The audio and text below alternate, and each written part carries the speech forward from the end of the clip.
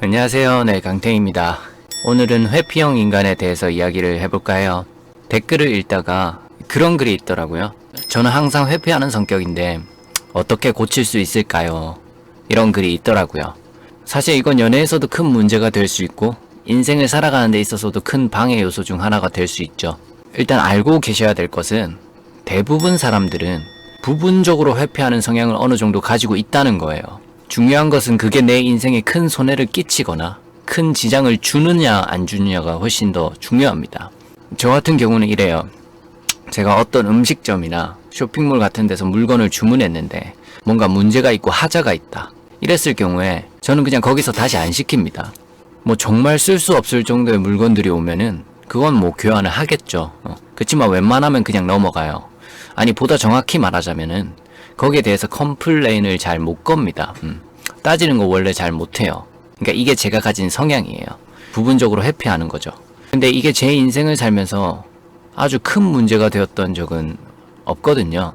그래서 이 문제에 대해서는 크게 신경을 쓰지 않고 살고 있죠. 물론 아직 28년밖에 안 살아서 큰 문제를 못 겪은 걸 수도 있지만 여튼 이런 것들을 회피한다고 해서 내 인생에 엄청나게 큰 지장을 주는 정도는 절대 아니라 생각합니다. 그럼 큰 지장을 주는 것은 뭐가 있을까요? 이게 아마 규정 짓는 게 애매할 거예요. 그래서 제가 가진 제 기준을 한번 들어봐 주셨으면 좋겠습니다. 일단 저는 기준이 딱 명확해요. 어떠한 사건이 발생해서 내가 그 사건을 회피했는데 그 회피한 내 행동이 3일 내로 별 문제 없이 내 생각에서 지워진다? 만약 3일 내로 지워지는 사건이라 생각이 되면은 전 크게 고민하지 않고 패스합니다. 한 번 더 예를 들게요. 제가 배달 앱으로 배달을 시켰는데 음식이 엄청 늦게 온다고 치면 뭐 좀 열이 받겠죠? 배고픈데 뭐 화도 날 거고 그걸 따지고 싶은 욕구는 있었는데 성향상 못 따지고 넘어갔어. 그래놓고 그날 밤에 뭐 이런 생각들이 날 수는 있겠죠. 아, 한마디 할걸. 속이라도 후련하게. 충분히 이런 생각할 수 있잖아요. 그치만 다시 돌아와서 천천히 생각을 해보면은 제가 3일 뒤에도 그 음식 늦게 받은 거 가지고 컴플레인을 못 넣은 것 때문에 엄청 스트레스를 받을까요? 그 말 한마디 못한 걸로 3일 뒤에도 끙끙 앓고 있을까요?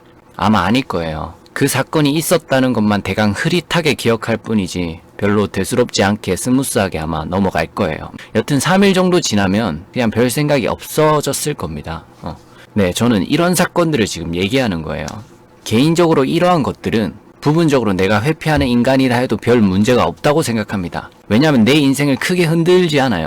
아주 잔잔한 파도 정도라고 생각해요. 진짜 문제가 되는 것은 지속성을 가지고 있는 문제일 때 생긴다고 생각합니다. 내가 무엇을 회피를 했는데 그게 나를 따라다니면서 몇 주, 몇 달을 괴롭힌다면은 그건 큰 문제가 되는 거라 생각해요.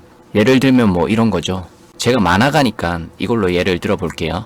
일주일 동안 제가 딱 하루만 빼놓고 9시간 이상씩 만화를 그려야 됩니다. 평균이 이 정도예요.